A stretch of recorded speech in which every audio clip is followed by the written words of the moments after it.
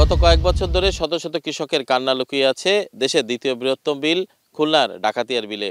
মূলত গুটি কয়েক প্রভাবশালী ব্যক্তির মাছ চাষের কারণে এই এলাকার হাজার হাজার হেক্টর ফসলি জমিতে দেখা দিয়েছে জলবদ্ধতা। এই এলাকার বৃহৎ জনগোষ্ঠী বেকারত্ব বরণ করবে, নাকি এই এলাকার ফসলি জমি জলবদ্ধতা মুক্ত হবে, এমন প্রশ্ন দেখা দিয়েছে এই এলাকার মানুষের মনে। মধুসূদন বিশ্বাস খুলনার ফুলতলা উপজেলার গোলদারপাড়ার বাসিন্দা। নিজের জমি থাকা সত্ত্বেও গত 2 বছরের বেশি সময় সংগ্রাম করছেন পানির সাথে। অতিবৃষ্টি আর নদী খাল ভরাট হয়ে যাওয়ায় এবার ফসল ফলানোর অনিশ্চয়তায় তিনি।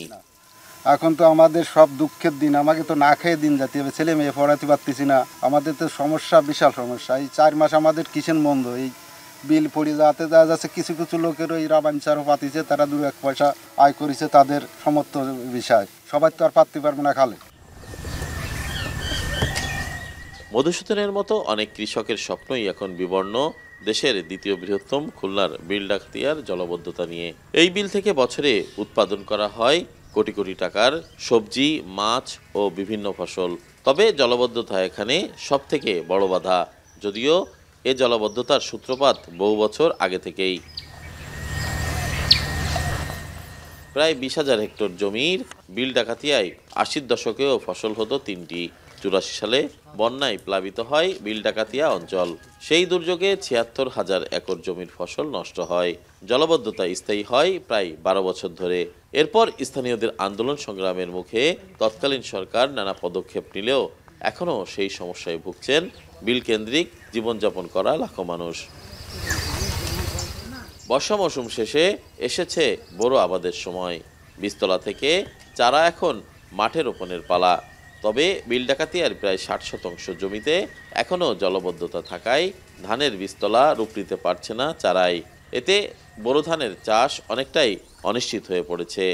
কয়লা পাতা ফেলানোর পরে পানি যেভাবে একটু সরছিল, এখন সেই পানিটা বন্ধ হয়ে গেছে। বিলির যে বর্তমান পানির যে অবস্থা, তাতে বিলি বোধহয় ধান আর হবে না। কোন জায়গায় কিষেনও দিতে পারবে না মানুষ, কারে কিরা কিষেন দেবে, সব এইভাবে গাছ কেটে খাওয়া লাগবে।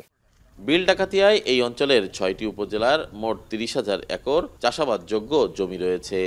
স্থানীয়রা বলছেন, বিল ডাকাতিয়ার পানি বের হওয়ার একমাত্র চ্যানেল শোলমারী নদীটি পলি পড়ে আংশিক ভরাট হয়ে যাওয়ায় সৃষ্টি হচ্ছে জলবদ্ধতা। প্রত্যেক বছরে এই ঘের থেকে প্রায় 2-2.5 লক্ষ টাকার মাছ ওঠে। এবার তার কিছুই পাওয়া যাবে না, শুধু বৃষ্টি। কারণ চেয়ারম্যান কি মেম্বার কেউ আসে আমাকে বলতেছে না যে এই খালটা কিভাবে করা যায়, যে সেলা আটিয়ে গেছে, জল যায় না, ওই 80 ফুটে খালও সেলায় ভরে গেছে। জেলা প্রশাসন বলছেন, সমস্যার সমাধানে অনেকবার সভা ও গণশুনানি করা হলেও কোনো সুফল মেলেনি।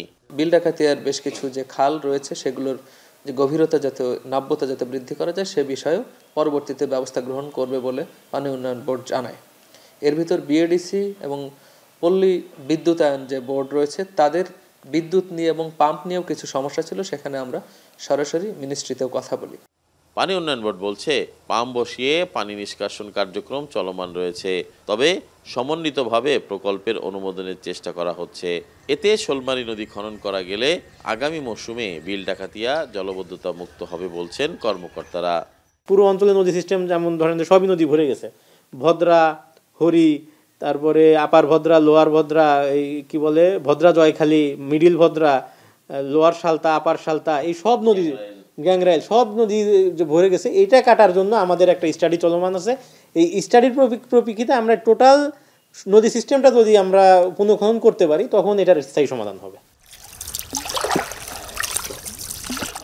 খুলনা কৃষি বিভাগের তথ্য বলছে, শুধুমাত্র ডুমুরিয়া উপজেলায় 21,800 হেক্টর জমিতে বোরো চাষের লক্ষ্যমাত্রা নির্ধারণ করা হয়েছে। তার মধ্যে 2,500 হেক্টর জমিতে জলবদ্ধতা রয়েছে। এছাড়াও বিল ডাকাতিয়ার চাষযোগ্য প্রায় 6,500 হেক্টর জমির মধ্যে 1,000 হেক্টর জমিতে জলবদ্ধতা রয়েছে। ডাকাতিয়ার বিলে প্রবেশ করতে গেলে হেঁটে আসা আসলে সম্ভব নয়। এই জন্য এখানকার স্থানীয় যে গোলদারপাড়ার খাল, সেই খাল বেয়ে আমরা প্রতিবেদনে এসেছি। কিন্তু একটি বিষয় উল্লেখযোগ্য, সেটি হচ্ছে যে যেখানে গোলদারপাড়ার এই খালে 1 থেকে 1.5 ফুট এই মৌসুমে পানি থাকার কথা, সেখানে কিন্তু পানি রয়েছে প্রায় 6 ফুটের মতো। অতএব আপনারা বুঝতে পারছেন যে এইখানকার জলবদ্ধতার কারণ এবং এখানকার ব্যবস্থাপনা, যে পানি নিষ্কাশনের ব্যবস্থা কতটা নাজুক। আর একটি পরিসংখ্যান আপনাদের বলে রাখি, সেটি হচ্ছে যে এই জলবদ্ধতার কারণে গত বছরও এখানকার অর্ধেকেরও বেশি কৃষক তাদের ফসলি জমিতে ফসল ফলাতে পারেনি। মাছের ক্ষতি হয়েছে এবং ফসলেরও ক্ষতি হয়েছে, যে কারণে প্রায় 1000 কোটি টাকা আনুমানিক এখানে ফসলের ক্ষতি হয়েছে বলে পরিসংখ্যান বলছে। আর যদি এবার জলবদ্ধতা মুক্ত না হয়, তাহলে আগামী বছর এখানকার কৃষকরা তাদের কত টাকা বা কি পরিমাণ অর্থ ক্ষতির মুখে পড়বে, এটা আসলে এখন সময় সাপেক্ষ ব্যাপার এবং এটা হিসাব করেই আসলে অনুমান করতে হবে। তরিকুল ইসলাম, এখন খুলনা।